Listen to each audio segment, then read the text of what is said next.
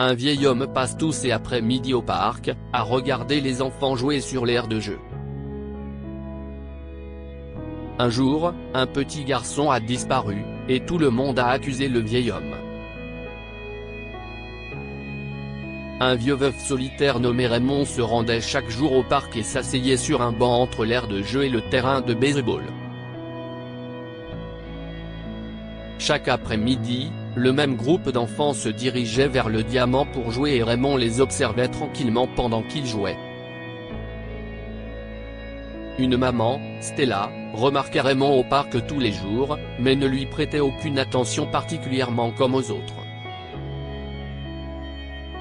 Au lieu de cela, elle passait tranquillement devant lui en emmenant son fils sur le terrain de baseball pour jouer avec les autres enfants. Cependant, un jour, Stella n'a eu d'autre choix que de pointer son doigt sur Raymond. Lorsqu'elle a déposé son fils sur le terrain, elle a vu qu'il manquait encore un garçon dans l'équipe. Robbie n'est-il pas en avance d'habitude ? Stella a demandé au groupe pendant qu'il s'installait. Les enfants hochent la tête. Stella a décidé d'appeler les parents du jeune garçon pour savoir si Robbie venait ou non jouer ce jour-là. Lorsque les parents confirment qu'il a quitté la maison pour jouer au baseball, la panique. Devons-nous aller au parc ? Mon mari et moi sommes sur le point d'aller à une réunion d'affaires. Pouvez-vous nous dire si nous devons nous y rendre ? Ont demandé les parents à Stella. Stella leur a dit qu'elle allait d'abord essayer de retrouver Robbie elle-même, et que si elle n'y parvenait pas, elle les informerait et appellerait la police. Frénétique, Stella a immédiatement cherché Robbie après avoir passé l'appel à ses parents.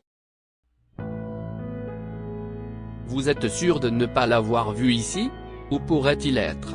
A-t-elle demandé aux enfants. Heureusement, l'un des enfants a admis avoir vu Robbie au parc plus tôt. Il marchait vers le terrain de baseball, puis il s'est approché du vieil homme qui s'asseyait habituellement sur le même banc, et ils ont disparu, a partagé le garçon. Les yeux de Stella se sont agrandis. Je savais que ce vieil homme était suspect. Pourquoi se serait-il assis sur le même banc tous les jours pour vous observer ? Ce n'était qu'une question de temps avant qu'il ne prépare quelque chose, dit-elle en secouant la tête.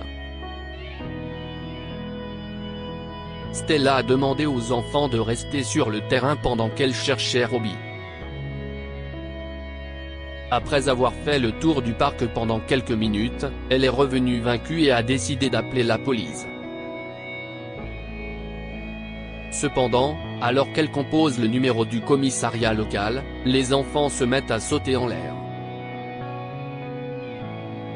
Ils ont vu Robbie s'approcher de sous les arbres. Si est-ce Robbie ? Il est là, crie-t-il. Stella jette un coup d'œil là où les enfants regardent et voient Robbie marcher à côté du vieil homme, lui tenant la main. Elle a poussé un soupir de soulagement et a couru vers eux. Robbie. Pourquoi t'es-tu enfui avec un étranger ? Tu n'as pas le droit d'aller avec n'importe qui. Tes parents te l'ont appris, non ? Si est-il dangereux, dit Stella, presque en le grondant. Robbie a regardé le vieil homme et lui a demandé de s'asseoir sur le banc. Puis, il s'est dirigé vers le terrain de baseball où il a tout expliqué à Stella et à ses amis. Le nom du vieil homme est Monsieur Jefferson. Je l'ai vu pleurer sur le banc du parc tout à l'heure, et j'ai décidé de découvrir pourquoi. Nous le voyons tous les jours, mais aucun d'entre nous n'a jamais essayé d'apprendre à le connaître. Je me suis dit qu'il était temps, a expliqué Robbie. Mais si est-il un étranger ? Nous ne savons pas quelles sont ses intentions. Il aurait pu pleurer pour attirer votre attention, a affirmé Stella. Tes parents étaient si inquiets après que je leur ai dit que tu n'étais pas au terrain comme tous les autres enfants. Robbie a haussé les épaules. On devrait toujours voir le bien chez tout le monde, mes parents me l'ont appris. Monsieur Jefferson est un homme bon.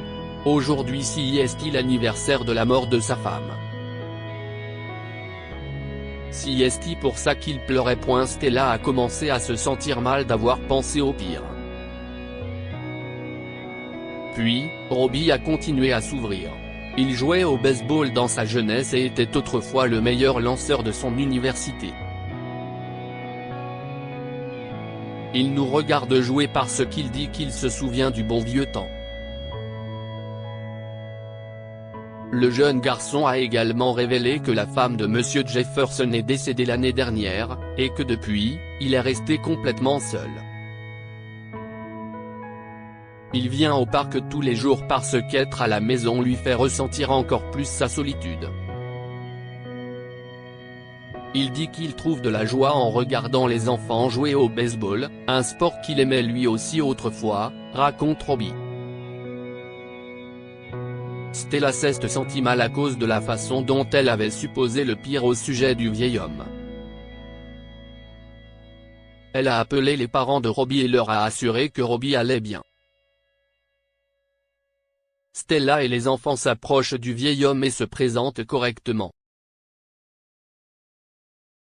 Le vieil homme est ravi. Cela fait des mois que je vous regarde jouer au baseball, mais on n'a jamais fait connaissance. Je suis heureux de vous connaître enfin, dit Monsieur Jefferson en souriant. J'ai été moi aussi un joueur de baseball, vous savez. Sachant cela, les enfants ont eu une idée. Ils ont invité Monsieur Jefferson à les entraîner tous les jours pour qu'il ait quelque chose à attendre avec impatience chaque après-midi. Soyez notre entraîneur, Monsieur Jefferson, ont-ils supplié. Le vieil homme sourit. Je n'aille pas jouer au baseball depuis des décennies, a-t-il répondu. Mais après que les enfants aient insisté, il a fini par accepter. Bon, d'accord. Vous êtes tous comme mes petits-enfants. Je suppose que je pourrais vous aider à améliorer vos compétences au baseball, a-t-il répondu en souriant. À partir de ce jour-là, Monsieur Jefferson a entraîné les enfants et les athlètes en herbe ont appris des conseils et des astuces de sa part. Pendant que les enfants jouaient avec Monsieur Jefferson, Stella a proposé d'aller chez lui pour mettre de l'ordre et préparer un bon goûter pour tout le monde. Cela est devenu une routine quotidienne. Après leur repas, les parents venaient chercher leurs enfants chez M. Jefferson plutôt qu'au parc. Lire aussi, un vieil homme est banni du mariage de sa petite fille après que ses enfants ont découvert qu'il travaillait comme concierge. Que pouvons-nous apprendre de cette histoire? Choisissez toujours de voir le bon côté de chaque personne.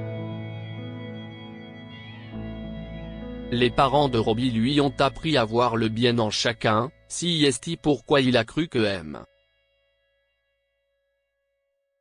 Jefferson était un homme bon et honnête. Veillez les uns sur les autres et aidez ceux que vous pouvez. Robbie s'est assuré d'aller voir Monsieur Jefferson après l'avoir vu pleurer sur le banc du parc. De même, Stella a décidé d'aller chercher Robbie lorsqu'elle a réalisé qu'il manquait au groupe. Partagez cette histoire avec vos proches. Elle pourrait les inspirer et illuminer leur journée. Cette histoire est inspirée de la vie quotidienne de nos lecteurs et rédigée par un écrivain professionnel. Toute ressemblance avec de véritables noms ou lieux est une pure coïncidence. Toutes les images sont utilisées uniquement à des fins d'illustration. Partagez votre histoire avec nous. Elle changera peut-être la vie de quelqu'un.